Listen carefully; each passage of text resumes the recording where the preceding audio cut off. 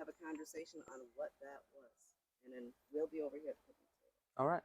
All right. See y'all in a few. Fantastic. All right. All Now, right. then the only thing to remember about this conversation, it's not a place to take notes. It's not any of Oh, that stuff. let me But put my on the notebook. 19th, when we come back, we're gonna have Put, a mini you took the conversation. recorder Yeah, I off. took the record.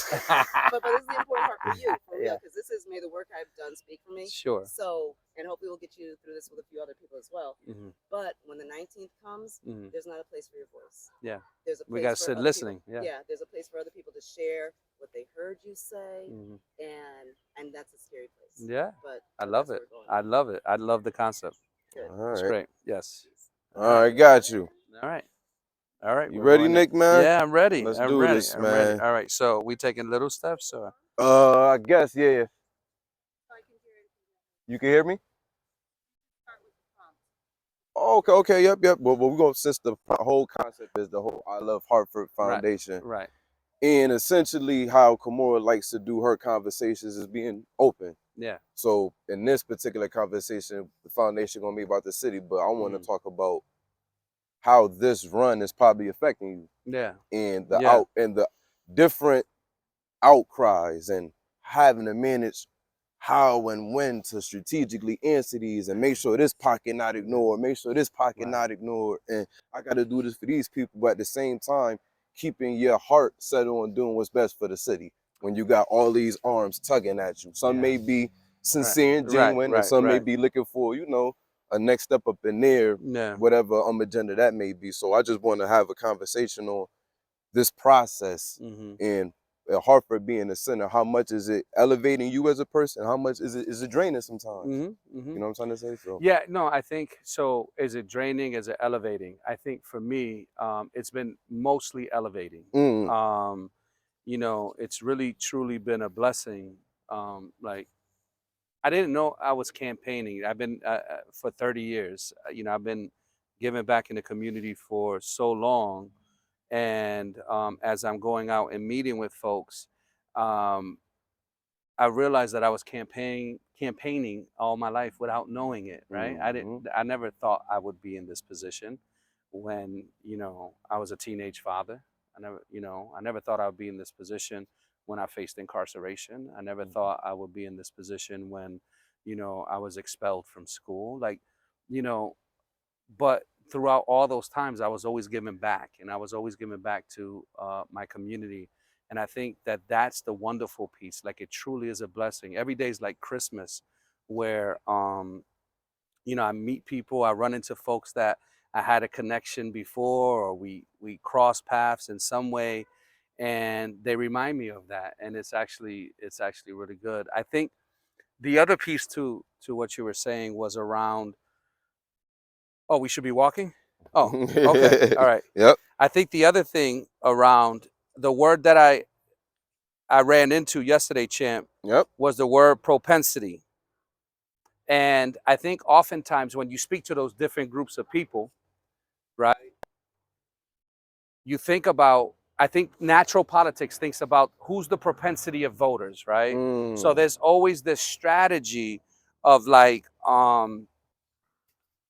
how do you get this certain group or dynamic or value system to get out and vote, right?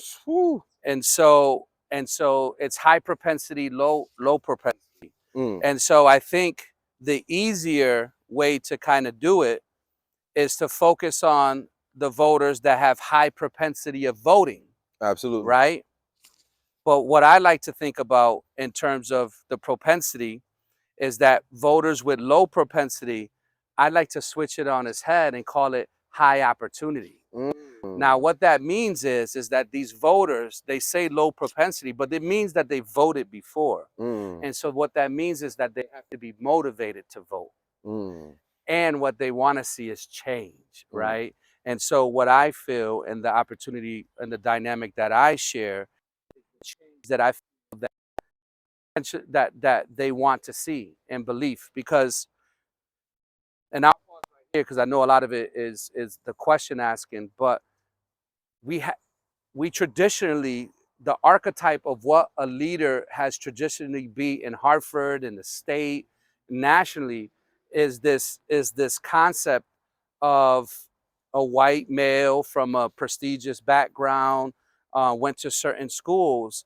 And so over periods of time, we tend to think that that is what a leader is supposed to look like. And I'm not knocking all the white, I have white friends, I have white male friends Mm-hmm. and all that stuff. And I have white friends that are from Hartford and love Mm-hmm. Hartford.